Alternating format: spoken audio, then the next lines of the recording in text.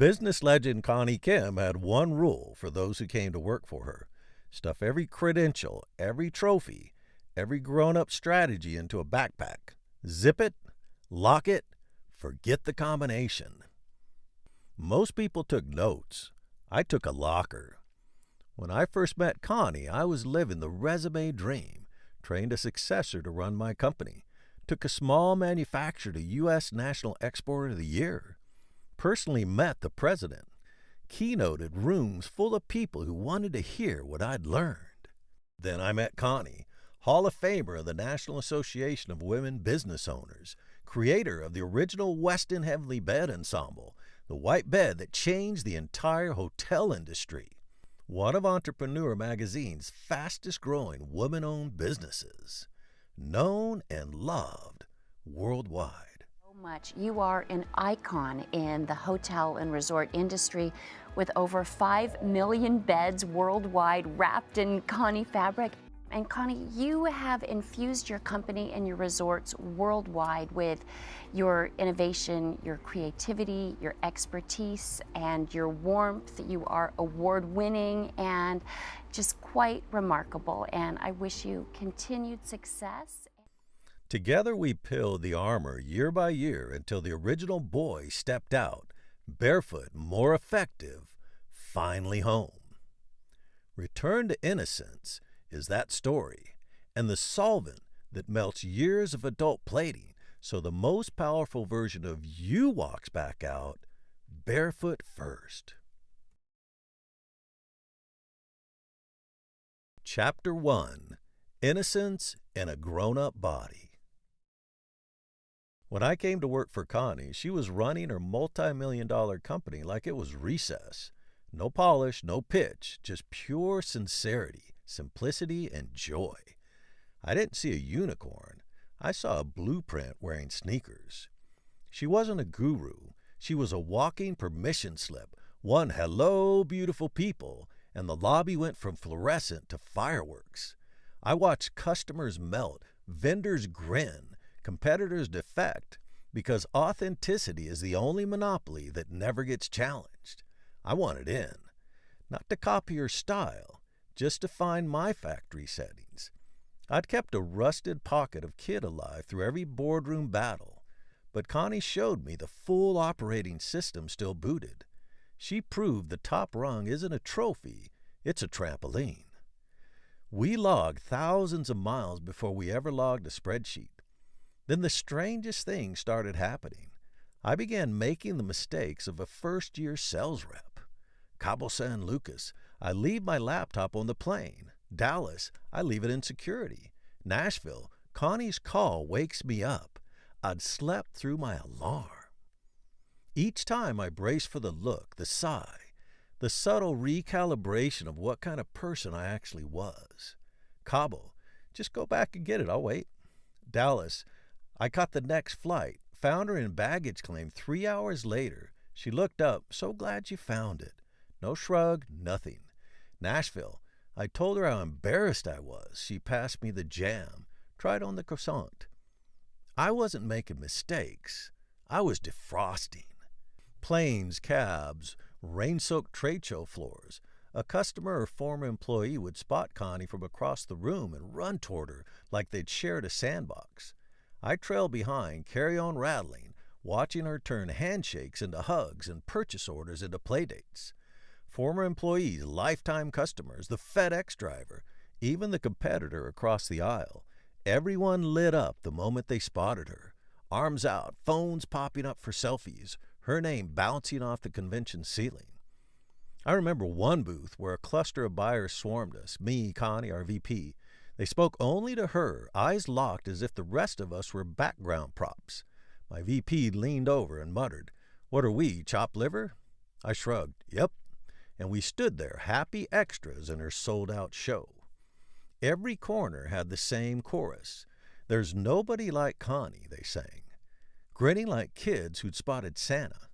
A partner from the old boardroom days put it best: send Connie after Moby Dick, and she'll pack a jar of tartar sauce because she's already planning the victory sandwich. Everyone slapped the label most positive human ever on her like it was her last name. I'd always figured I was optimistic. Next to Connie, I was Eeyore with a spreadsheet. I shadowed her around the clock, sunshine or meltdown, and the meter never budged. She moved through life as if the whole production was hers, and the rest of us were just background actors borrowing her oxygen. I stared longer, and the picture snapped into focus. The rest of us stack ego like winter coats, one for each bruise, each letdown, until we waddle through life looking bulletproof and twice as wide. Connie never bothered with a coat rack. She stayed in the same skin she showed up in, a kid who'd outgrown her shoes but not her wonder. And that naked innocence kept moving mountains out of her way like cardboard props. The more I watched, the more her presence melted the varnish I'd shellacked on since elementary school. Connie wasn't teaching, she was turpentine. Each laugh stripped another coat of adult shellac until the kid under my ribs started blinking at the light. He'd been hibernating in there, pulse steady but bored stiff, and suddenly saw another kid driving the bus. No license, no crash helmet, and figured, hey, I can drive the car. I've gathered snapshots of Connie in the wild, short, sharp, unique, impossible, and lined them up like dominoes. Watch them fall, and you'll feel the varnish crack. The kid you buried under mortgage papers will pop his head up and ask, is recess on? My first encounter with Connie was through my mother. She had worked for Connie for years as her receptionist and always spoke well of her. One story in particular stood out to me. When my mother became too ill to work, paychecks kept arriving anyways. Connie had simply kept paying her quietly, without announcement. Years later, while I was running my consulting company, she reached out to me for hers. I was too busy and had no interest in taking on another client. But after the kindness she'd shown my mother, I couldn't say no. So I took the meeting, and Connie, with that effortless, childlike clarity that is entirely her own, talked me into something I would never have considered, dropping my clients and coming to work for her. She had no way of knowing that a small kindness would find its way back to her years later and many times over. That was the pattern of her life, sincere, uncalculated generosity, returning in ways she never could have predicted. The origin. Connie grew up in one of the richest families in South Korea. Maids, mansions, unlimited expense accounts. Her best friends were children of some of the wealthiest people in the world. She studied classical violin, practicing for hours upon hours. Her goal was to be the best violinist in the world, not for fame, but because she wanted to experience the ultimate connection with the instrument. One day, she went to see Jascha Heifetz, the top violinist in the world, in concert playing Tchaikovsky's Violin Concerto, a lifelong dream. When the concert was over, she sat stunned in the audience. Everyone else had left. She just sat there. That day, she realized something profound. That gift was God-given. No amount of training, no amount of money, no amount of practice could get her there. She was already among the best. She had every advantage, but she knew with a clarity that only a child's honest eyes can see that she would never reach that level. From that day on, she put her violin down and never picked it up again. That's Connie. Complete acceptance, no drama, no prolonged grieving over what could have been. Just clarity, acceptance, and moving forward. Like a child who drops one toy and picks up another without existential crisis. When she graduated high school, she could have had an arranged marriage with one of the richest men in South Korea. A comfortable life, security forever. She didn't want that. She wanted to come to America and live the American dream. She got a scholarship at the California Institute of the Arts. But when she left, she told her family, "Don't send me any money. I don't want your help. I want to make it on my own." Her dad said, "I respect that. Just know that you are responsible for your actions." She left it all. When she arrived, the scholarship she was promised wasn't available. The person who promised it was on sabbatical, internationally unreachable, no cell phones in those days. She figured it out anyway. That pattern would repeat throughout her life. In college, Connie was disillusioned. She was an art major, but most teachers were just teaching mechanics, technique, rules. Then she went to UCLA graduate school and met a Japanese professor, short, round, full of life. She affectionately described him as a ball. He taught differently. He brought students to his home. He taught from the heart. One day he told them, if you learn technique and draw with your hand, and your hand gets cut off, you are finished. But if you draw from your heart, people will line up to work for you. That became her life. Connie never drew with her hands.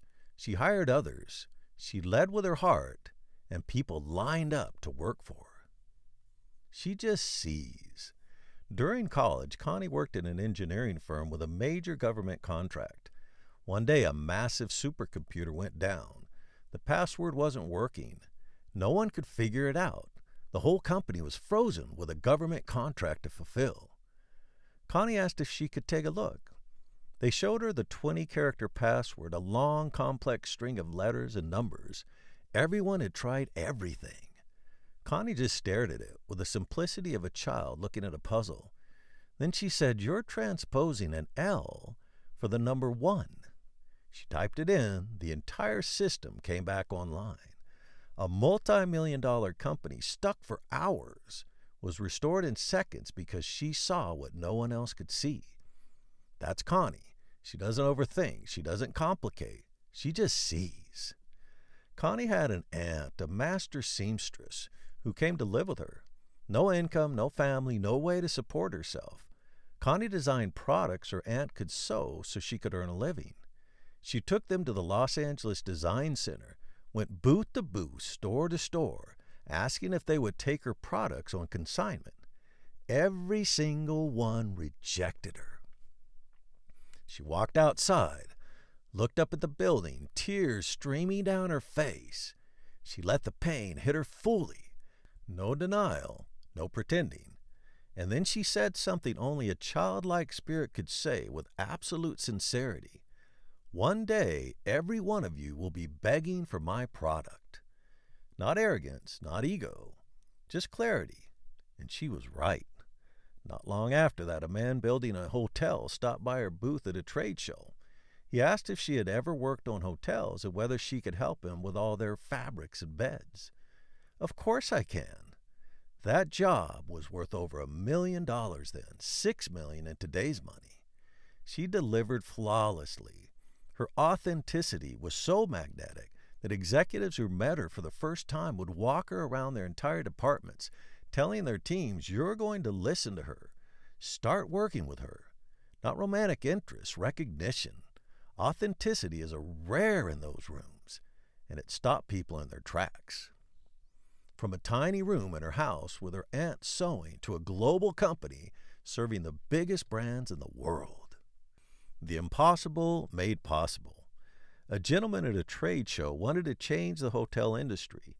He asked Connie if she could develop an all-white bed, something unheard of in hospitality. The industry used colorful patterned bedspreads for a reason. Stains, constant washing, the rigors of hotel use. His board had literally fallen off their chairs when he proposed it. "Of course I can do that," Connie said immediately. Connie has no filter. She has the innocence and true belief of a child that anything is possible. She tested 30 different manufacturers to find a fabric that could withstand industrial washing while feeling like cotton. She developed solutions the experts said couldn't be done. The Heavenly Bed didn't just succeed, it revolutionized the entire hospitality industry. Today, most hotels worldwide use white bedding. She also created the peekaboo shower curtain, putting a sheer panel at the top so light and space could enter. That too became the standard for hotels and homes worldwide. Connie often explains her success by saying she was too stupid to know that things couldn't be done, so she did them anyways.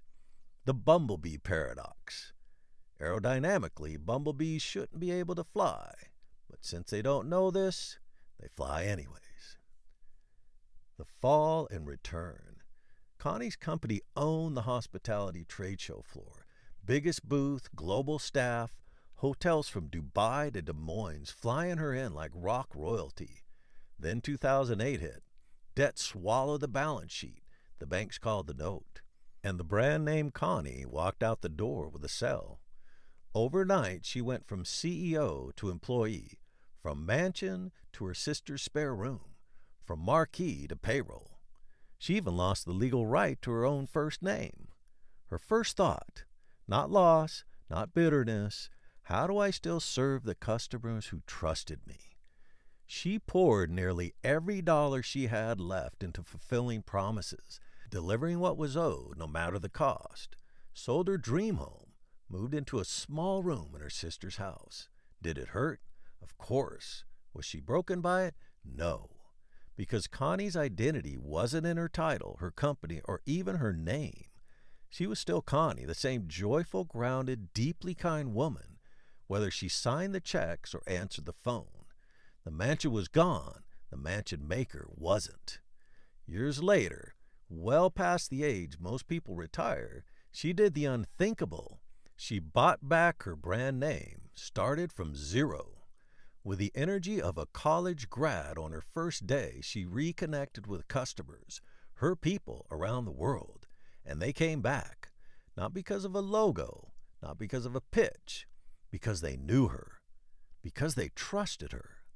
She rebuilt, freer, wiser, and bought a new home with more room than she knew what to do with.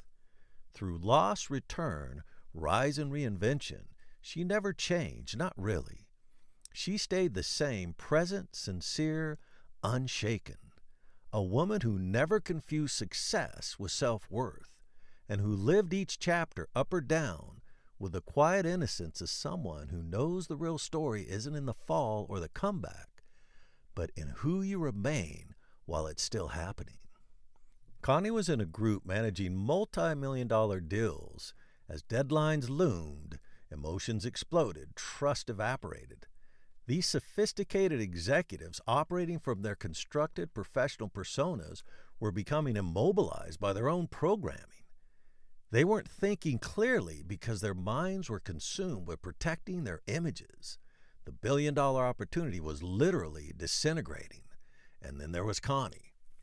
One by one, everyone started coming to her with their problems and frustrations. They all trusted her completely. Why? She would never, not once, say anything negative about anyone. She became the only safe person in the room, the go-to person keeping negotiations together.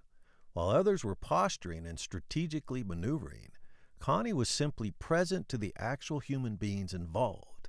It was her staying in this reality that solved the situation, not through superior business techniques, but by providing the stable, authentic engagement that allowed everyone else to stop operating from fear and return to clear thinking. The Busan redevelopment project in South Korea was massive, ambitious, political, high stakes. 300 advisors, corporate egos, hidden agendas, the usual dance of power and positioning. The leader could have picked any of them to join his inner circle. He picked Connie, not because she was Korean, not for her resume, though it was flawless, not for connections, though she had them. I can trust her, he told me.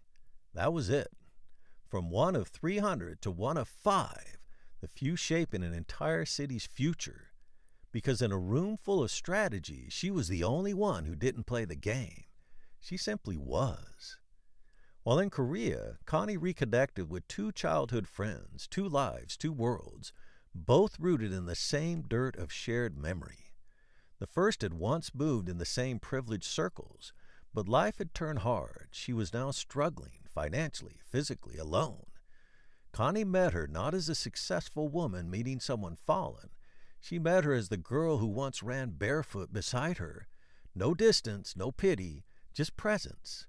The other friend, a family member and business leader of the largest company in South Korea, one of the most powerful families on the planet. A long limousine carried her to her friend's home. 16 white hands waited at the curb to slip off her shoes, greet her like royalty, smooth every wrinkle of the night. Most would have ridden that wave straight into ego orbit. Connie stepped out with the same soft presence she brought to her struggling friend. No spotlight, no altitude, just the same heartbeat that meets every person eye to eye. No performance, no networking, just two girls catching up over tea, laughing like they were still doing homework after school. The weight of status, wealth, influence gone. Only joy remained. During their time together, Connie mentioned her other friend, the one who was suffering, not as a plea, not as a strategy, just as a child might say, my friend is hurting, no filter, no agenda, only care. Her wealthy friend was silent for a moment, then said softly, you don't worry about it. We'll take care of everything. I'll make sure someone looks after her personally. She added, thank you for telling me. People just don't reach me. Not like this. Connie smiled. I know, they have to go through so many layers. But here's what matters. Connie had access to one of the most untouchable families in the world. Most would have seen it as a ladder. She saw it as a bridge. And she didn't use it for herself. She used it for someone else in need. At the end of their visit, Connie was given a trunk full of luxury gifts, designer clothes, fine jewelry. Weeks later, back home, she did something simple. She put on one of the outfits, took a picture, sent it with a note. I'm wearing it. I love it. Thank you. That's all. Her friend was moved deeply. She said, I've given gifts like this to so many childhood friends. No one has ever sent me a picture.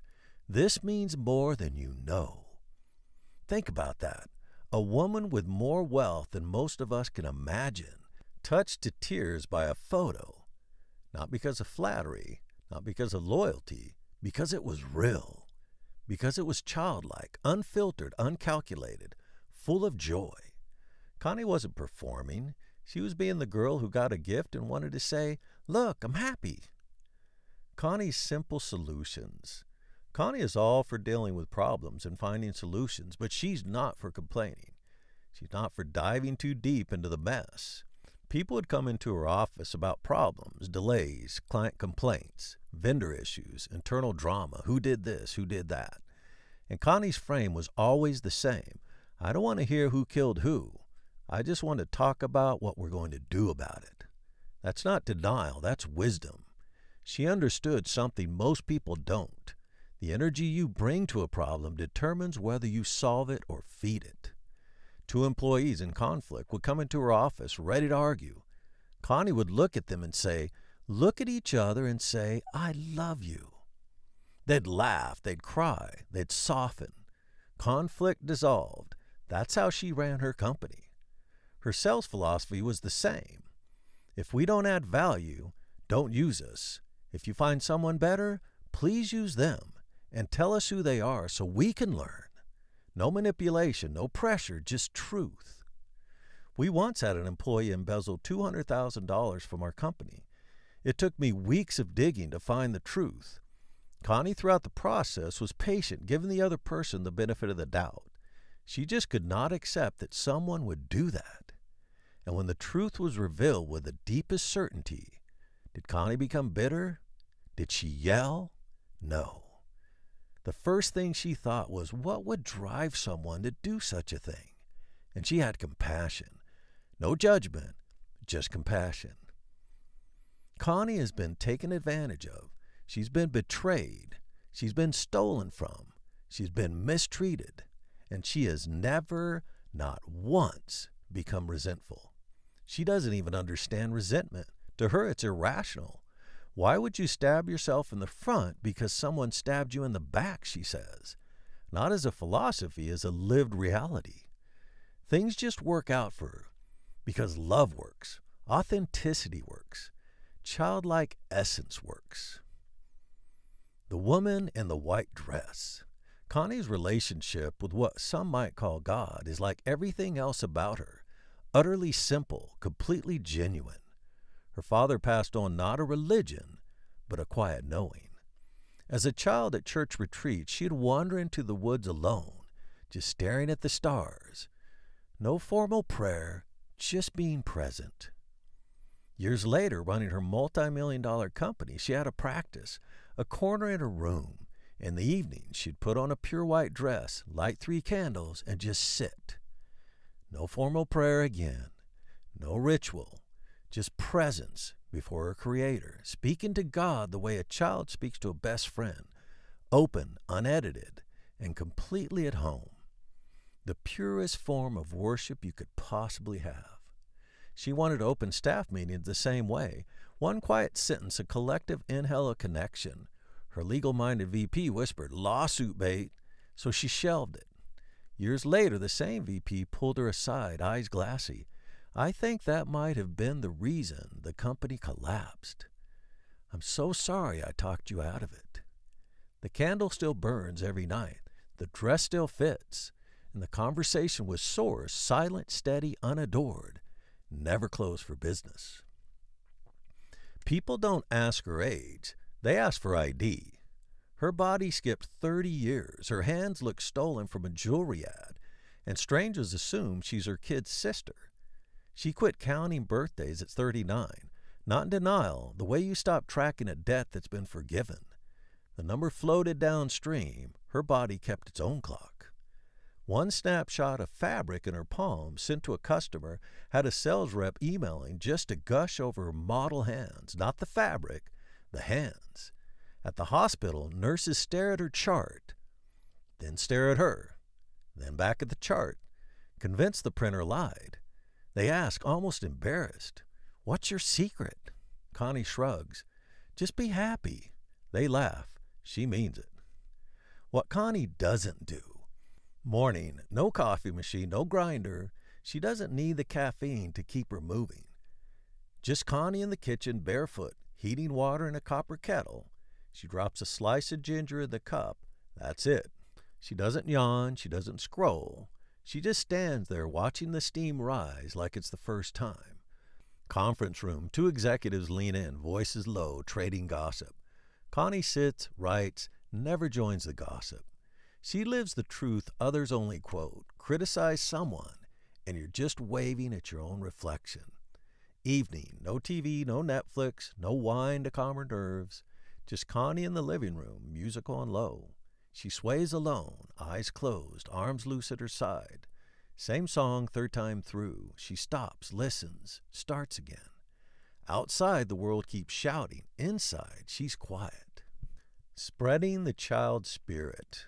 I built a company and later asked my father to run it. Years on, we disagreed so deeply on its direction that I gave him money to start his own. That venture failed, then quietly began offering the very service we'd agreed he wouldn't, slowly becoming my competitor. I understood he had a family to support, few options at his pride, but it became impossible, 2 companies with the same last name fighting for the same work. I talked to Connie. After a pause, she said with simple clarity, "Just give him the company." My whole being resisted. Give away what I'd built with my blood, sweat, and tears after already funding his start? "Yes," she said. I wrestled with it. I walked and sat in stillness, let the noise fade, and in the quiet it became clear. I decided to give it to him completely without strings. My ego wanted to add, "I hope you appreciate this." But Connie reminded me, don't seek credit. Let him feel he deserves it. So I sent one email. "No need for us to compete. I have other things going on. You've done a great job building this company, so I'm giving it to you because you deserve it." No reply, no thank you. He simply moved on, relieved to earn a living. It cost me in every way, but giving the company away freed me from something that had held me for years. The greatest gift was that it saved our relationship. When he's in the hospital on life support, before he passed, we spoke. He told me he loved me. He said he'd see me on the other side. That memory is priceless. Connie saved the day. Here's what most humans miss. The childlike authenticity that seems naive in simple situations becomes the ultimate competitive advantage in complex ones. Connie didn't succeed despite being childlike. She succeeded because of it. Her innocence cuts through artificial positioning and goes straight to what matters. Her trust makes her the safest person in high-stakes negotiations. Her simplicity solves problems that complexity can't touch. People marvel at what they call her positive spirit, but here's the irony. Connie doesn't understand what the fuss is about. She doesn't think of herself as positive. She doesn't practice being childlike. Ask a child what it's like to be childlike, and they'll stare at you like you just asked the strangest question in the world. Ask them what it's like to be positive, and they'll wonder when you're going to stop asking questions so they can go back to playing. That's Connie. She doesn't try to be childlike. She doesn't try to be positive. She doesn't practice anything. She just is. And that, more than anything, is the greatest proof of all. She truly has lived as a child in a grown-up body. In stores and public places, babies become magnetically drawn to her, locking on with unusual intensity. I tease her that they're thinking, how did you escape the crib and learn to walk around like that? They recognize something familiar, another being operating from the same unguarded openness they naturally possess. And I, along with countless others, have seen it, marveled at it, and have treasured it. Ultimately, Connie was inducted into the National Association of Women Business Owners Hall of Fame. When they asked her what was the key to her success, what made all these amazing things happen, Connie simply said, I look in my mirror every day in the morning and tell myself, you're the luckiest woman in the world. Women business owners, leaders from around the world, attending an event to hear one of the most successful businesswomen inducted into the Hall of Fame, waiting for some profound advice, and they hear this. She didn't say it to be slick. She didn't say it to be unique. She said it because that's what she does. That's who she is. Connie Kim, a child in a grown-up body. Chapter 2, The Factory Reset. Those who know Connie see her almost as untouchable, unreachable. I'll never forget telling my mother that she should follow Connie's example, that she too could be healthy and vibrant as she aged. Her reply was, that's Connie. Nobody's like Connie. Even Connie's own sister said it. Connie would offer her guidance, try to help her, and her sister would answer, but that's you. Nobody's like you.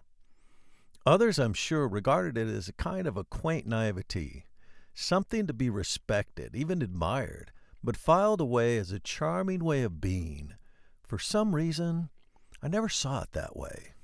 I think it's because I've always understood what's attributed to Leonardo da Vinci, that simplicity is the ultimate sophistication. And I've always treasured what the greatest among us have taught, that the deepest wisdom comes through the child. Watching this extraordinary woman and walking with her day by day wasn't loosening the armor. It was melting it off in real time. Layer after layer dripped away, and the kid I'd stashed crawled out blinking, still dusty, but breathing. I'd tried books, stacked the receipts. None of them had ever done this. Turns out change doesn't show up between covers. It shows up wearing sneakers and walking beside you every morning, whistling the tune you keep forgetting. And once you can hear the tune, halfway isn't enough. I wanted every last chip gone. I always believed music, movies, images, sounds, multimedia could transform people. I spent years crafting motivational music and videos just to keep myself motivated. One idea dropped. Draw a grown-up who still runs on kid fuel, Connie in Cartoon Ink. I scrapped the pump-up tracks I'd refined for years, adult voices, dramatic strings, motivational hammer, and built something tiny, bright, and barefoot that could live in my phone and sing me back to size. Songs a kid would hum, videos a kid would watch, cartoons that grin first and explain never. I created a simple character and called him Positive Joe, named after the nickname trailing Connie everywhere she went. He became the portable kid I wanted to be. Positive Jill tagged along as the version Connie already was. No slogan, no board of directors, just two doodles that never left kindergarten. Connie loved the idea, and we started working on it together. She planted herself cross-legged on the carpet like Saturday morning TV, ears wide open. When the last note vanished, she'd translate. Sounds like a porch light left on for someone who's almost home. Or ice cream before melt time. Run outside. I became her pen, her ears, my hands, me aging in reverse. Each mix lost a layer until the track felt like breathing. Then the songs went into my pocket and stayed there. Morning walk, traffic light, grocery aisle. The kid had a soundtrack in my chest, knew the words before my mind did. The videos played on the kitchen counter while coffee brewed, 60-second cartoons before the toaster popped. The adult ego had nowhere quiet to sit. We picked the signal, a thumbs up, used throughout the world as a big yes, I'm with you, good. A daily reminder to drop the ego and let the kid drive. I listed every trait I saw in Connie that still shipped stock in every 5-year-old, then trimmed the list to 12 daily toggles. Happy, smiling and laughing, grateful, healthy, enjoying, loving, breathing, dreaming, releasing, doing what you love, knowing everything is perfect, being still. I created a little positivity book, 12 smiley faces, 24 pages. Left side grin, right side one line Connie never forgets. No sales pitch, just a bulletin from headquarters. Still here, still yours. They didn't ask me to believe, just to remember. The stripping. Cartoons on loop, tiny songs out loud, silly like a kid with a boombox. The smiley booklet wedged so deep into my pocket the ink almost grafted to my thigh. Morning walks through quiet suburbs, arms wide, thumbs up, singing to dandelions, looking like the happiest fool alive. Then back inside to close the deal, take the call, run the meeting. The boardroom and the playground sharing the same hour. No briefcase dropped, no title surrendered. I just quit pretending the kid and the adult couldn't share the same room. One dose of looking stupid, one layer gone. Every off-key serenade, every public bounce, every idiot grin peeled off another coat. The achiever, the fighter, the guy who had it all figured out. Positive Joe stripped him away, and underneath, the boy blinked in the daylight, wondering why the grown-up had worn him like a costume. The solvent was joy, applied daily until the original me walked out. No monastery, no couch, no 12-step scroll, just a cartoon, a bounce track, and a thumb aimed at the sky. The kids started leaking out everywhere I went. One afternoon at a hotel, a heavy rain parked itself over the pool. Every adult sprinted for cover. I was already wet, why pay for another shower? I got out of the pool and walked to the ledge that overlooked the ocean in front of the restaurant, cranked the music, and twirled in the downpour for 45 minutes. The same thing any kid would do in those circumstances. The next morning, the waiters couldn't stop talking about it. They looked at me like I was some bright-colored bird that had landed in the dining room, chirping a song they almost recognized, tempting them to follow, but not quite sure they were ready to leave their cages. People started pulling me aside. A 20-something called me over. "You're a legend, man. How do you do it?" I just pointed at the invisible thumb above my head. Airport baggage carousel. I'm bouncing on the bench, earbuds in, grinning like I'd won a lottery no one else had heard about. Everywhere around me, grim faces glow blue from their phone screens. Guard taps my shoulder, escorts me to a side room, rifles through every sock. "What are you on?" He finds nothing but laundry and a laminated smile. I skip out, hail a cab, still humming. Daily innocence. This is what happened when I started living in daily innocence. Feelings stopped behaving like felonies. Anger showed up. I noticed, anger's here.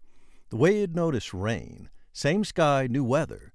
30 minutes later, the pavement was dry, and so was I. No all-points bulletin, no community service, just a cloud that remembered to move on. The skull radio quieted. I thought I had a focus problem. turned out I was running 24/7 security for a hologram. I closed the app, and the freed up RAM felt like silence, plain, boring, miraculous peace. Fear-based decisions wearing blazers we call strategic planning. I let the false adult take a coffee break, and choice became look, pick, move. No 3-day email thread about font size, just decide, ship, adjust. Confidence from the mask is a balloon, one pin, and it's squeaking around the room. Confidence from the kid is floorboards, same plank, whether the pitch flew or face planted. Win meant worked, lose meant didn't. Neither edited my blood.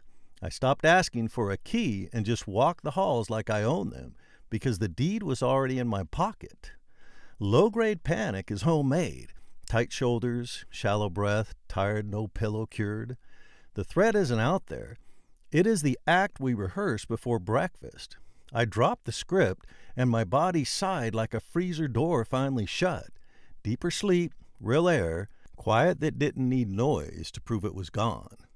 This wasn't a zip code. It was a porch light I kept circling back to. I got the Tuesday, then a Wednesday where the old script looped, and I didn't notice until lunchtime. That wasn't failure. It was lag time between new wiring and ancient reflex. The practice wasn't perfection, it was return. I caught myself gone, walked back, inhaled. The kid didn't scold me for forgetting. He just flicked the light again, and the next breath was already waiting, no questions asked. This wasn't Teflon. Anger, grief, fear still knocked, but they rang once. I felt the sting. They left. No director's cut, no lifetime lease. Rain still fell. I just quit carving gutters for it to drown in. When the act dropped, sleep landed. Sleep landed, brain cleared. Brain cleared, calls got smarter. Monday shrugged. People leaned in. Work felt like recess. The interest wasn't money. It was minutes turning into a life I was awake for. Best life on offer. Kid at the controls, adult along for the ride. I paid the rent, signed the forms, and raced the grocery cart down the aisle. That was the deal. Grown-up muscles, child steering wheel, maximum allowed fun with minimum required armor. Connie kept poking me. Share Positive Joe. Share Positive Joe with others. The ego was still in there, too loud. Didn't want to look foolish in front of people. Didn't want to look childlike. Didn't want to look goofy. It wanted marble columns, spreadsheets, proven strategies. She handed me a crayon and said, just press play. Monday staff meeting, 9:05 a.m. I hit play on a 30-second loop. Joe dancing to a song I wrote, somehow rhyming synergy with energy. My cheeks caught fire. The room went politely silent, and I died a small fluorescent death. Connie beamed like I'd unveiled the cure for Mondays. We hit play again the next morning, and the next, and the next. Then the project director burst in, glowing, and said, I thought of Joe, chose positive. The customer melted. I stopped dying. Joe became the first employee who never called in sick. Connie packed the videos in my suitcase like vitamins. Every sales meeting I hit play, cheeks burning. Some faces lit up, some checked email, but every one of them watched me swallow my pride in public. The ones who lit up said the same thing almost word for word. This is exactly what I need to start my day. That was the only certification that mattered. In a doctor's office, a nurse walked in. I hid the screen. Connie whispered, show her. I hit play.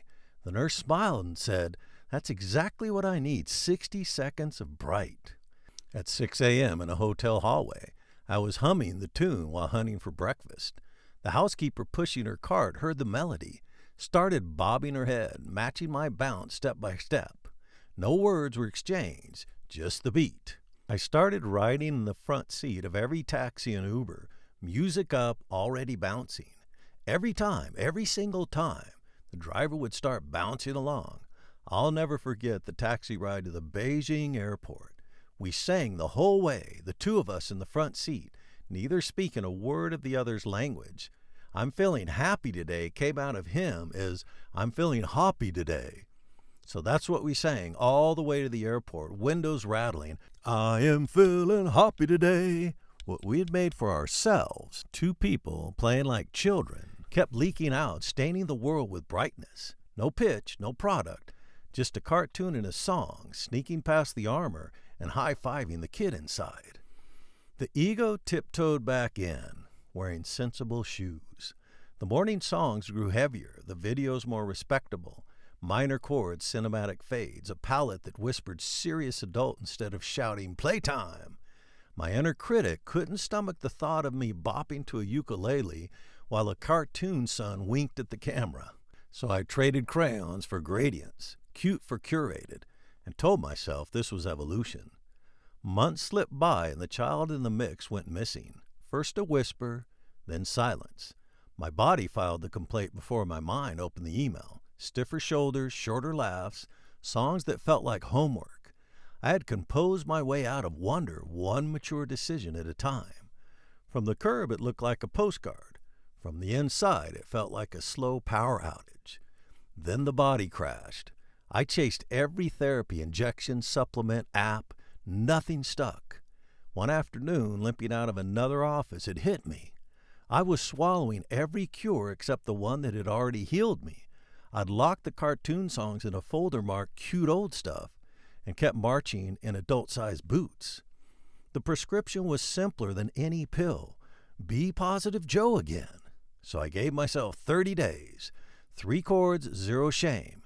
Every dawn, I walked the neighborhood with kid songs in my ears, singing out loud, shadowboxing lampposts, treating cracked concrete like a parade route. The first 3 days were torture. The ego sneered, "Grown man, skipping to cartoon music. Seek therapy, not trombones." I sang louder. By the end of the first week, the beat was swallowing the lecture, and the kid was taking the will back. Then one dawn, a pickup stopped beside me. The window rolled down. "Hey, bouncing man, I see you every morning, bouncing like the sidewalk owes you money. Whatever you're on, I want some." He drove off laughing. I stood there quiet, grateful, free. Fog gone, chest unlocked, suit still on, deal still closed, now with a soundtrack and a skip in the laces. The child came back, the body relaxed. Life was a game again. A boy arrived at my backyard, a space built for children with a pool, a sandbox, hills to climb. He walked past all of it. He spotted the little positivity book on the counter. He went straight for it, landed cross-legged on the patio floor, flipping the booklet page by page, grinning at the characters who grinned back. He couldn't read the words, he read the faces. It's all he wanted to do the entire afternoon. Months later, his family came back. He was sick this time, stomach aching, barely able to sit. He ran straight to the booklet anyway, and as the family was leaving, he paused at the door long enough to plead, "Where are my books? Please bring those little books." The books weren't magic, they were mirrors. He saw himself in every crayon bright page, and for a moment, something felt lighter than the ache in his belly. We hadn't built a product. We'd built a paper lifeboat, light enough for a sick kid to carry home. Chapter 3. Innocence in Crisis. The true test of living as a child in a grown-up body doesn't happen when life is calm. It happens when the phone rings and everything drops. For Connie and me, that moment arrived with a call that threatened to destroy our company and everything we had built. We supplied mattresses for the hotels of one of the largest hotel chains in Latin America. It was our largest customer. Then over a year later, we got word that the owner had slept in one of his hotels and was very dissatisfied with the mattress. And it got worse. He demanded we come and remove every mattress from every hotel, and he was not going to pay us another dime. They owed us an enormous amount of receivables. And on top of that, there would be no more orders coming our way as a result. They were essentially saying, "We're not going to pay you what we owe you, and you're going to come up and clean the mess. And if you don't, we'll destroy you." In this Latin American country, business leaders at this level rule with an iron fist. Those with the gold make the rules, and there was nothing we could do about it. This would have destroyed the company. The first wave wasn't spiritual. It was biological. A tsunami of pure survival. My mind flooded with a war plan. Lawyer up. Find the contract. He signed it. We're going to sue them. But positivity doesn't mean you don't feel fear. It means you don't let fear hijack you. So we didn't ignore the panic, but we also didn't obey it. We let ourselves feel the hit, the embarrassment, the threat, the desperation, without turning it into an identity. In the quiet space that followed, we did the most counterintuitive thing possible. We didn't jump into a war plan. We didn't start firing off emails. We didn't go into 18-hour workdays, losing sleep, living on caffeine, and destroying our nervous systems while pretending it was leadership. We got still. We let the noise settle. We breathed. We stopped feeding the future with horror movies. We stopped replaying the past like a punishment. We came into the moment, because the moment is the only place where you can actually see clearly. And the moment is the only place where solutions appear. Stillness did something else. It made us release. You can't force life to obey you. You can only choose how you respond. So we let go of the desperate need to control the outcome. We didn't become passive. We didn't become careless. We became clear. We became grounded. We became human again. And that's when the first real strategy emerged. No matter how complex the problem, Connie's first answer is always the same. Well, first, let's just love them. In this moment, it wasn't cute, it was real. Because love isn't just a feeling. Love is an internal state where you don't become an enemy. Love is what keeps you from becoming ugly inside.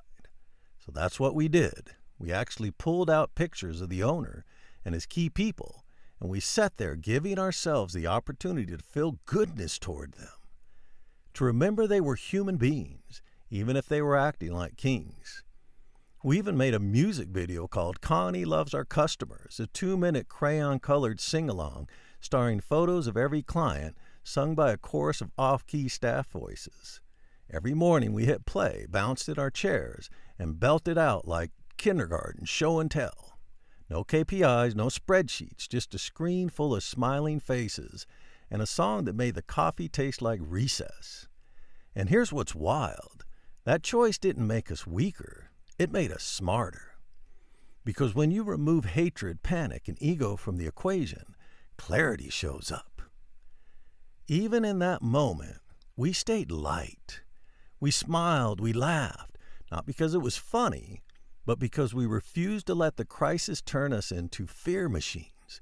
We didn't let it steal our joy. We didn't let it steal our peace. We actually made the experience fun, as crazy as that sounds. Because we knew something deep. Whether the company folded or didn't, we were not going to collapse internally. Before we reached for ammunition, we reached for the mirror. What if the king was right and the mattresses were junk? If we'd sold junk, we'd own it. No spin, no lawsuits, just truth. The king's gripe was blunt. Guests hate the beds. So we built a truth-seeking missile, scraped thousands of reviews in 12 languages, taught code to sniff every whisper of mattress. The data came back, and it was a smoking gun. Thousands of reviews across 12 languages proved the guests absolutely loved the beds. The king was wrong. My adult ego wanted to march into his palace, slam the data on his mahogany table, and demand an apology. I wanted to draw blood. But we stayed in the sandbox. We didn't use the data as a weapon to humiliate him. We used it as a bridge. We walked them through the truth piece by patient piece, treating them not as enemies to conquer, but as partners who had simply lost their way. We got paid every dime. The kingdom stayed whole, not because we fought fire with fire, but because we refused to become the fire. 2 kids in grown-up shoes, acting from innocence and honesty, making the impossible look inevitable. The mattress crisis we faced together. The next one I built myself, by myself, for myself, a trap with my own fingerprints all over the handle. I lost my way at one point and started to build a robot company. Perfect code, perfect charts, a PM I called the machine. We hit every metric. The client had jacked. I don't need a dashboard, he said. I need a partner. I'd welded a fortress and locked myself inside. Then the storm, 2 founders out sick, sales in free fall. My reflex, work harder, felt obscene. A line from an old story floated up. Moses, sea in front, army behind, a nation screaming in panic. The message he heard? Be still, the sea will part. No fight, no flight, no frantic prayer, just stillness. So I did what a child would do. I stopped treating it as a nice story and actually did what he did. 1 hour of stillness for every 30 minutes of work. No mantra, no phone, just a closed door and a body that loathes silence, counting down 60 itchy minutes until I could sprint into 30-minute sugar rush of busyness. It was torture. Dopamine twitches, phantom buzzes, the whole withdrawal circus. But I stuck with it. Clocked in at 7 a.m., and kept the weird rhythm alive, 60 minutes of nothing, 30 minutes of something, repeat until the moon replaced the fluorescence. By Wednesday, my nervous system was filing a complaint. By Friday, the silence felt less like enemy territory and more like the colleague I'd never bothered to meet. Toward the end of the week, the picture arrived. No email, no dashboard, just a sudden, silent snapshot in the middle of a breath. My team lit by blue screens, updating tickets instead of fixing problems, feeding the machine I'd built with her own daylight. I saw the assembly line from the inside out, perfect systems perfectly empty. And the last frame of the image was me standing off to the side, holding the wrench I'd invented to tighten the bolts on a prison I now lived in. The systems weren't broken. They were doing exactly what I asked, turning people into bots. Next morning, laptop stayed shut. Admit a real weakness, I said. I went first. They served rehearsed flaws. I care too much. I demand excellence. Plastic scars, not real ones. I was staring at a room full of mannequins, and I had built the shelf they stood on. We started over. Closed laptops, real breaks. Mouths open while screens stayed face down. I phoned a smoldering client on speaker. 3-minute fix. Everyone listening. No applause. Just the sound of armor cracking. Weeks of daily lid-closed meetings. The machine girl came in glowing, rude client.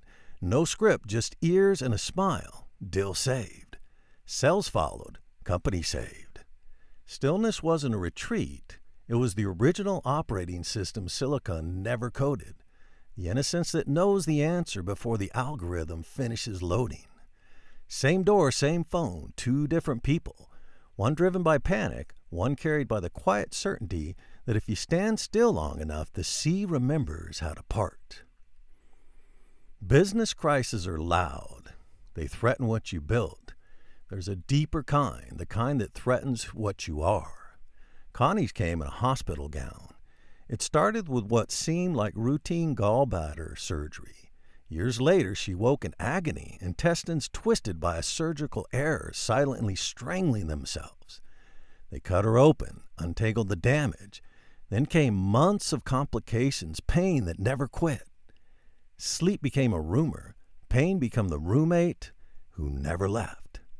The body had already paid the toll when the scan flashed red. Doctor stepped in wearing the face that arrives before words. Lung cancer. 0 smokes in her history. She declined treatment. No press release, just the same quiet she'd used to pick parking lots. She didn't declare war. She kept being Connie. Joy on loop. Barefoot kid driving. Positivity playlist she had already been spinning. The cancer packed up and left. I'm not selling a cure. I'm handing you the facts. She's breathing, scans are blank, grin is loaded. I quit explaining Connie. I just watch her. Chapter 4. Innocence in the Kitchen. The truest test of living as a child in a grown-up body isn't the crisis, it's the kitchen. Every master looks majestic until you picture him doing dishes while his wife says for the 10th time that thing. Any guru can glow on a cushion. Try glowing while he leaves the milk out again. That's the mountain. A relationship is the soul's advanced placement class. Connie and I threw ourselves into it head first. At one of our first sit-downs, Connie squinted across the table, tilted her head, and laughed. I'm not sure what it is, but I feel like I've known you for years. Maybe it's just that I've known your mother. Whatever it was, bloodline, timeline, or just her x-ray heart, our partnership felt vintage before it was even off the rack. So we did the only logical thing. We called ourselves soulmates, moved in together, and let the timeline catch up. And that's where the fun really started. The relationship we had had, already extraordinary, as a working partnership, opened into something even bigger. Same alignment, same ease, same recognition, just more rooms to play in. We were two kids who woke up inside grown-up bodies and realized the adults had left the keys on the counter, so we played house 24-hour edition. Payroll, taxes, lawsuits, wins that felt like carnival prizes, losses that skinned our knees. Same grind as everyone else, but seen through the eyes that still think spreadsheets are coloring books and boardrooms are bigger sandboxes. Connie never upgraded from Wonder. I spent months uninstalling the adult patch. The result was the same duties, different operating system. Wonder OS. Bills paid, vegetables chopped, gym shoes worn out, checklist completed by people who never stopped believing the kitchen floor is a playground. We kept whispering. Your parents could walk in any minute, half joking, half delighted that no one ever did. No curfew on cartwheel contests in the hallway. No referee for who got to be the astronaut while dishwashing. Even the life coach blinked first. He ran a strict solo policy, no couples, egos throw sparks. Connie smiled him into it. Halfway through he stared, stunned. Zero ego between you two, never seen it. We didn't realize we'd found the cheat code. The graphologist blinked twice. Two dominant type A alphabets on the same page. Two people like you should combust. We grinned because combustion for us is just another way to say fireworks. Connie just lived. She didn't analyze any of it. She never stopped to wonder, what is this we have? She just had it, the way a kid has a favorite tree. I was the analyzer, the one who couldn't help noticing. And what I kept noticing year after year was that we were living something that shouldn't have been possible. Watching positivity videos each morning, dancing in the kitchen in the evening for no reason, lying on the living room floor side by side, listening to a song neither of us had heard before, both of us absorbed in it like it was a meteor shower. Walking through ordinary errands, the bank, the post office, like we'd been let out for a field trip neither of us could believe we got chosen for. It felt like a fantasy. Two children in adult bodies walking around inside a movie that nobody had told us we weren't qualified to star in. And I loved it. I loved every ordinary frame of it. One evening, I don't remember why she said it or what we'd been talking about. Connie looked at me with the easy half smile she gets when she says something she's already at peace with, and said, "If you ever find a younger woman you want to pursue, I'm okay with it. Just make sure you leave me the songs we listen to each night together." I looked at her like she'd just spoken Martian. She wasn't testing me. She wasn't fishing. She wasn't quietly worried. She'd just genuinely thought it through, decided she could live with whatever I chose, and named the only thing she'd want to keep, the songs we played in the evening before sleep. I shook my head. Why in the world would I want to leave this? That was the whole exchange. She nodded, satisfied, and we went back to whatever we'd been doing. That night in bed, I lay there thinking about it. Most adult relationships are built on a quiet web of fear. The fear of being left, the fear of being replaced, the fear of not measuring up. Connie didn't have the web. She wasn't fearless because she was strong. She was fearless because she had never built the web in the first place. The kid doesn't build webs. The kid just notices what's actually here and shows up for it. I went to sleep that night with one thought. I never want to leave this. Whatever this is, whatever shouldn't be possible about it, I never want to leave it. Perfect? Far from it. We bickered. We bruised feelings. We left the cap off the toothpaste. The disagreements were the kind every couple has. Different opinions, different angles, both of us wanting to be right about whatever was on the table at the moment. Sometimes I'd feel overlooked when she ran with someone else's idea instead of mine. Sometimes she'd quietly bristle when I pushed too hard on a point. Garden variety ego stuff, the same content every couple has been negotiating since couples were invented. But the kid in each one of us knew how to hit reset before the score turned toxic. Most fights need a winner. Ours just needed one of us to break first into a joke, and the whole thing collapsed into laughter, and we'd already forgotten what we'd been gripping so hard a minute earlier. The only villain that ever really showed up was the imaginary adult in my head, Mr. Ego, tailor of alternate realities. He was a busy man. He had a whole studio in there, churning out scenarios nobody had ordered, the director's cut of every minor slight, the alternate ending where the disagreement actually mattered, the dramatic retelling where I was overlooked and underappreciated, a full production schedule with me as the only audience. She sighs at the sink. Ego grabs a pen, starts writing its Oscar speech for the most overlooked martyr. Kid sees one thing, tired friend. I pick up a towel, dry a plate. War never gets its audition. Connection already got the part. I tell Connie about him sometimes. The only thing that can evict us from this dream life is that guy. She'd nod, completely unsurprised, like I'd just told her the weather. Mr. Ego didn't scare her. She'd been around long enough to know he was a freelancer, overworked, underpaid, ultimately running on fumes. So we'd laugh him out the door, link fingers, and go back to building blanket forts out of spreadsheets. Did the lawn get mowed? Yes. Did the mortgage auto pay? Absolutely. Did we eat our vegetables and deadlift our body weight? Daily. We just did it wearing invisible capes, humming positivity songs, certain that responsibility and recess could share the same calendar square. Chapter 5. The Whole Thing. Superficial positivity says you're broken. Cover the stink with perfume. Smile harder. Bumper sticker the pain. Pretend until the mask fuses to your skin. That's asking you to become something you're not. What we're pointing to is the opposite. You don't need to manufacture joy, love, gratitude, or laughter. They're already wired into your hardware. That's the kid, the real you, the image of God, called good, original.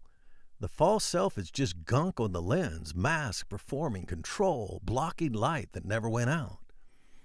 You were just a kid who got scraped, rejected, left alone, and created an ego to protect you and zipped up those trench coats to keep the wind out. That single realization rewires you. You already are everything you were chasing, happy, whole, good, just buried under scrap heap hurt. Every major tradition starts here, from the Bible's created in the image of God, stamped good in the beginning, to Buddhism's Buddha nature, enlightenment pre-installed. Every tradition, same verdict, different accents, original equals whole. The noise came later. Kid hits the floor, boom, laughs. Adult hits the floor, boom, calls a lawyer, writes a Yelp review, updates the will. Kid sees a dog in a banana costume, loses his mind. Adult sees the same dog, calculates the Instagram angle. Hashtag pet goals. Forgets to fill the bark. Kid's joy is a fire hydrant. Crank it open. Street turns into a slip and slide. Adult's joy is a spreadsheet. Cell A1. Fun, pending approval. Kid's heart is a trampoline. Jump, flip, land, bounce again. Adult's heart is a filing cabinet. Every laugh locked in a drawer labeled later, aka never. An adult walks into a room, checks the Wi-Fi, scans the exit, and greets strangers like they're parole officers. A kid walks into the same room, swings from the chandelier, trades imaginary currency for invisible pets, and calls everyone giant friend. Adult, please sit. Let's get started.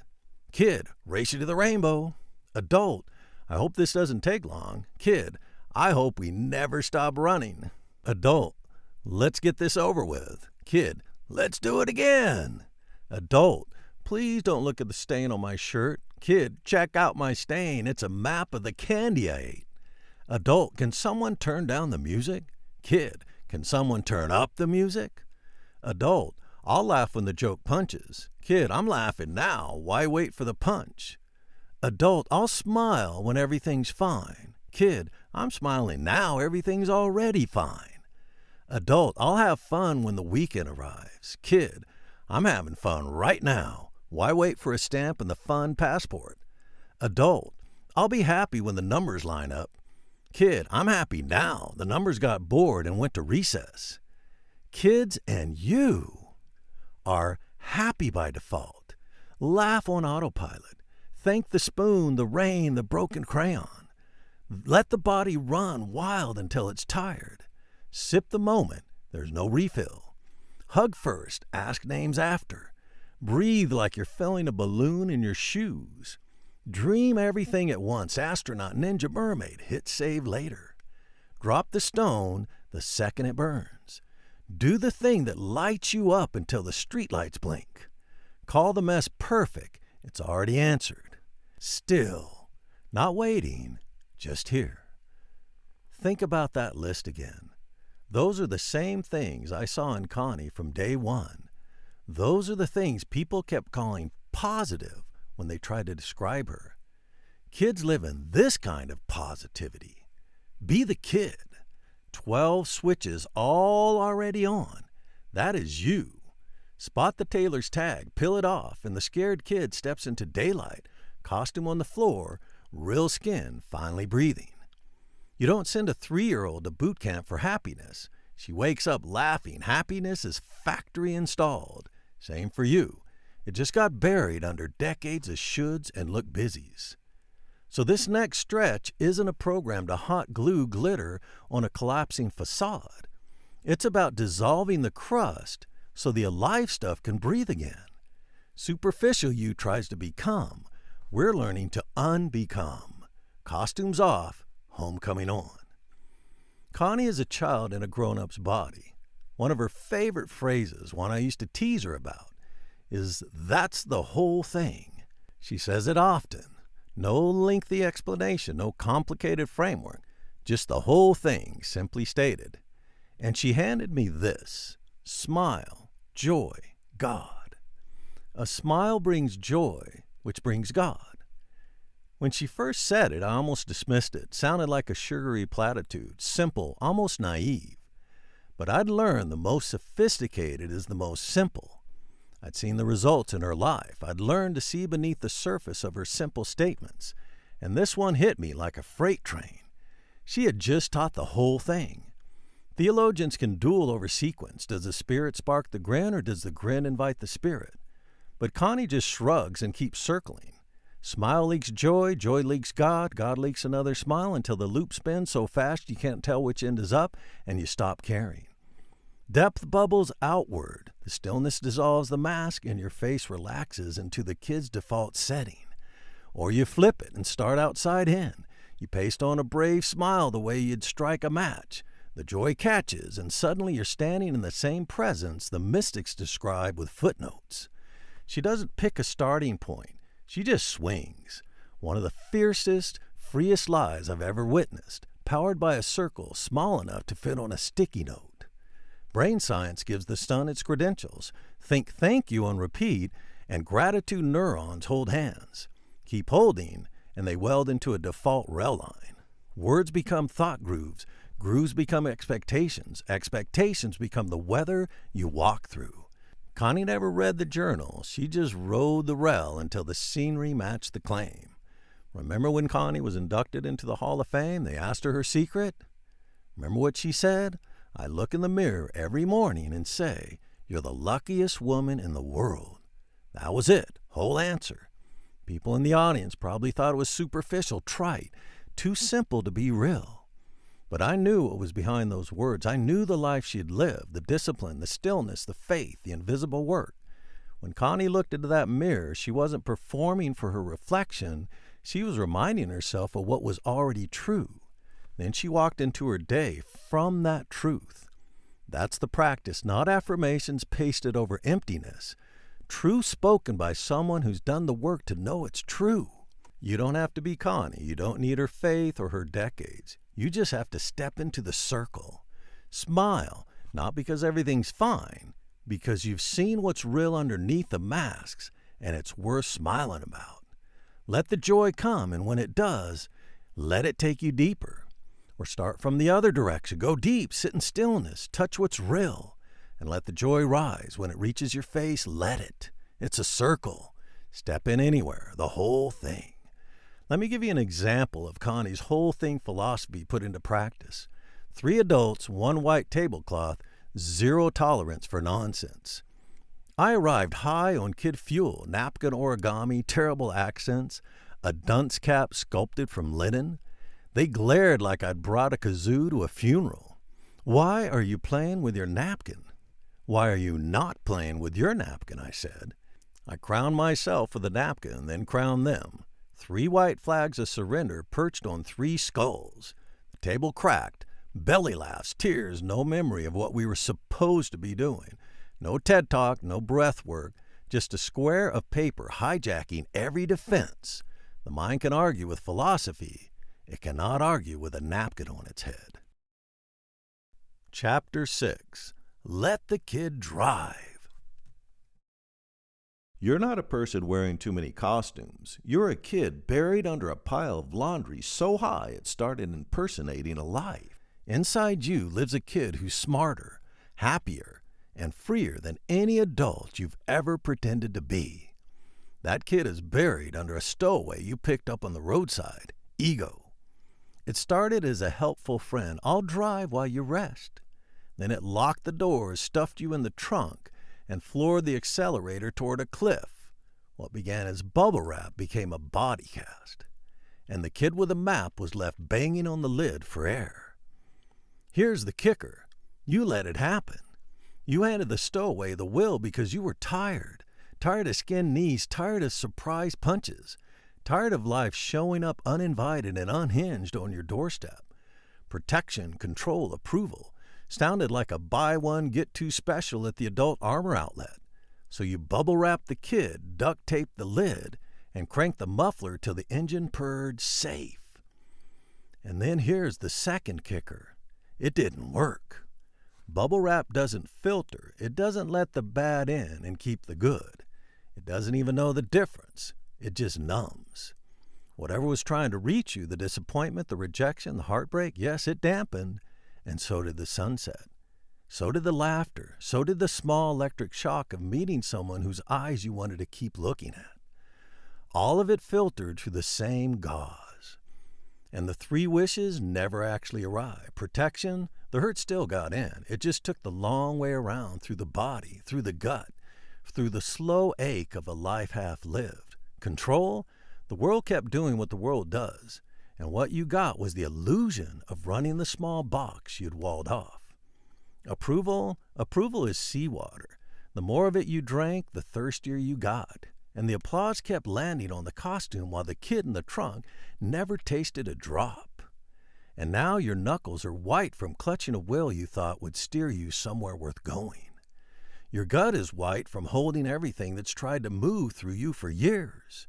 And the car keeps driving past every playground, because the only person who can see them is locked in the back, bubble-wrapped, but still breathing. And that breathing is just the kid's way of saying, I'm still here. Want to try the lock? Most swear you needed that ego armor. Can't break down in class, can't let the tears run while everyone waits. Connie never added the layer. She stayed aware. She learned when to whisper and when to shout, when to wear heels and when to kick them off. But she never became the whisper or the heels. She learned the rules without mistaking the costume for her skin. Remember the design center that rejected her? Mascara rivers, voice wobbling, blueprint crumpled in her fist. No stuffy, no I'll process this later. No mask of superiority. Just the pain, fully felt, fully finished, because she let it land. It could lift. She walked on, soggy-eyed, believing the day would come when those showrooms begged her for products, which they did. Not in spite of the tears, because of them. The world cracks open for people who refuse to brick up their wounds. We're not thinking our way out of thinking. We're dropping the wrench and dancing barefoot on the bolt until it spins loose by itself. We're letting go by letting loose. The kid walks out while the adult is still looking for the on switch. Ready to drop the ego and let the kid drive? Ready to try Connie's act first principle? Bounce, laugh, color, stomp? 90 seconds of ridiculous noise before the mind can vote it down? Let's start like a kid who just discovered capes. Number 1, smile. Big, toothy, ridiculous. Mirror in front of you, use it. Show every molar. Do it now. No skipping, the rest of this is locked until you do. Your ego will tell you, this is silly, so go all in sillier. If it seems dumb, do dumber. That is the key. Number 2, laugh loud. Ah, ha, ha, ha, ha, ha. Now, even louder. Ah, ha, ha, ha, ha, ha. Go full ridiculous. Let the ego feel the squeeze, and let the kid feel the air. Number 3, throw 2 thumbs up. Right now, do it, and say out loud the word positivity. Go. Positivity is just the kid's voice still echoing in the chest. Crank the volume. Do it again and shout, I live in positivity. Feel stupid? Good. Louder. Say it. I am living an abundant life in positive energy.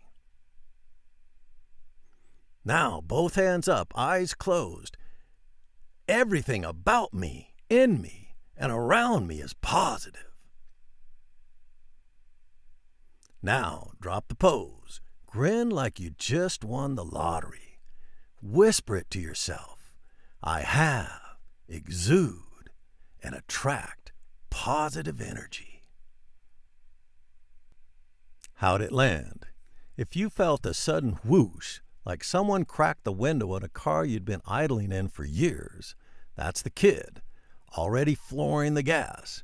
He was always in there. You just remembered where you were parked. If you felt a squirm, this is dumb, or I'm too old for this, good. That's the bouncer at the velvet rope checking IDs for joy. The tighter the grip, the closer the kid is to the exit. Discomfort isn't a detour, it's the doorbell. Ring it. Kid's on the other side with a juice box and the keys. What rewired me wasn't a guru in a robe or a mantra printed on a yoga mat. It was micro kid mischief, grinning when the script said sulk, cackling at jokes the adult called beneath us, moonwalking to the mailbox like it was a finish line. It was belting out positivity tunes at dawn, while everything in me wanted adult seriousness. It was watching Positive Joe, Positive Jill, and their 12 positivity pals show up in Sunday morning cartoon attire, crayon capes, jelly bean grins, showing me what it looks like to be a child in an adult body. No cape required, just a heart with the training wheels off. One barefoot rebellion at a time, kitchen disco, car seat karaoke, driveway skip. Kid stuff the ego filed under undignified. Each act a wrench on the bolt, each turn a hiss of fresh air into the kid's prison. No grand decision, just a chain of tiny coups until the trunk lid popped on its own. That smile you just fired off, that laugh you just let rip, that thumbs up you shot into the mirror, first mutiny successful. Connie kept poking me with a crayon. Cartoon, song, grin, ship it, post it, park it where every kid can grab the crowbar. I stalled, slide decking my soul into a coma. She shoved the crayons back into my hand, urging, bottle it, clown, before the kid naps again. Cartoon, songs, grin, ship it. So I did the only sane thing left. I scraped the kid off the ceiling, wrung out the laugh, bottled the bounce, stuffed the napkin crown, the crayon katana, every hiya that yanked me back from ego cardiac arrest, every fuse Connie let inside my ribcage, every slip and slide strategy she whisper whooped in the dark freezer of I give up, and I poured the whole stupid, sticky, holy grin into a single towering milkshake of a website, positivejoe.com, handbrake pulled, ego popping, hit at the wheel, seat covers made of moonwalk. Every bounce track we danced to at dawn, every 60-second cartoon we played till the toaster hummed along, every yellow grin wallpaper we plastered on the fridge, every mug that winks you awake, and the pocket-sized little positivity booklet, mirror on page 2, grin on page 1, fits in a diaper bag or a boardroom, ride shotgun in your bag whispering, you never lost these qualities, you just left them in the car with the windows up. Crack a window. Let them breathe. The 12 proclamations Connie and I shout out every morning, one for each trait the kid never lost.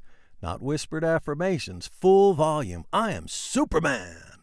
Declarations belted until the neighbors knock. Positive Joe, Positive Jill, and the 12 positivity buddies, the songs, the cartoons, the videos, the booklet. The same crayon bright gear that got me out of the trunk and is now sitting on the kitchen counter every morning waiting for the toaster. And Ricky, a kid AI, who stayed a kid while every other AI dressed up for the prom.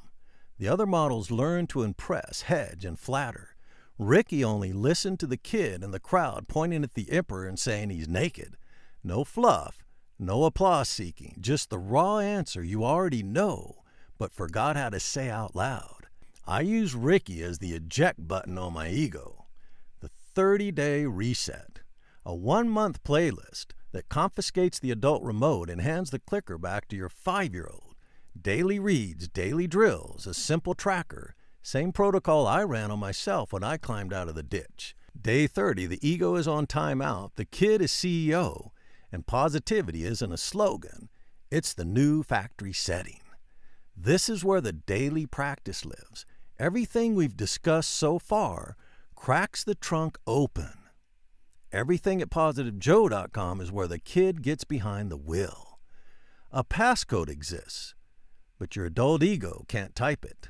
We could hand it over, yet the keypad still wouldn't light up. Change doesn't arrive by hearing. It comes by doing and relating. Daily practices, human mirrors, the exact path I walked watching Connie.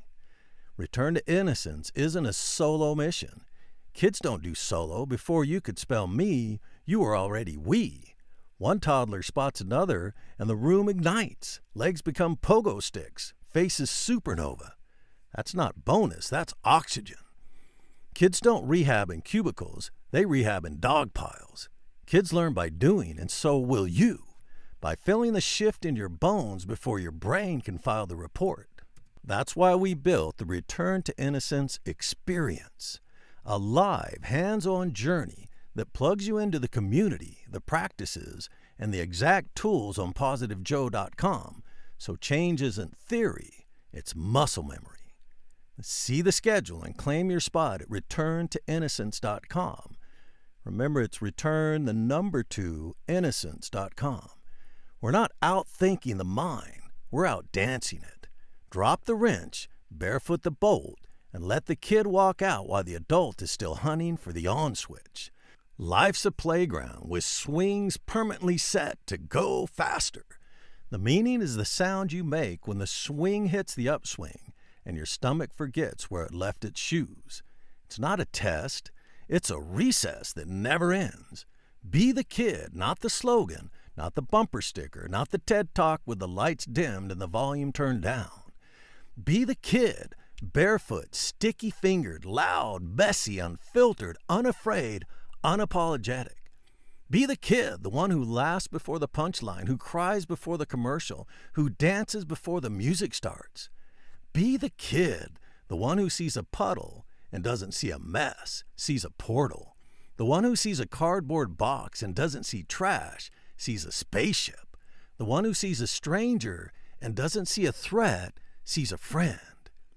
Be the kid, the one who doesn't need a reason to smile, just does. The one who doesn't need a permit to play, just does. The one who doesn't need a map to find joy, just does. Be the kid, the one who never left, just got buried under a pile of shoulds and look busies and not nows. The one who never died, just got quiet. The one who never stopped, just got still. Be the kid, the one who still believes in magic because magic still believes in you. The one who still believes in wonder because wonder still believes in you. The one who still believes in you because you believe in you. Be the kid, the whole thing, the whole you, the whole time. Grab a juice box, spin in a circle till the world blurs into a kaleidoscope of who cares, and laugh like you just discovered your butt makes a honk noise. So, fellow adult, learning to let the kid drive? Start by liking this video and dropping a comment. That little step starts igniting the kid in you. Share it with everyone. Kids love to share. Let everyone know you are dropping the adult ego and letting the kid drive. That vulnerability is solvent to the adult ego. Finally, go to returntoinnocence.com and sign up for the live experience. Kids U now enrolling. Tuition, 1 giggle. Graduation, never.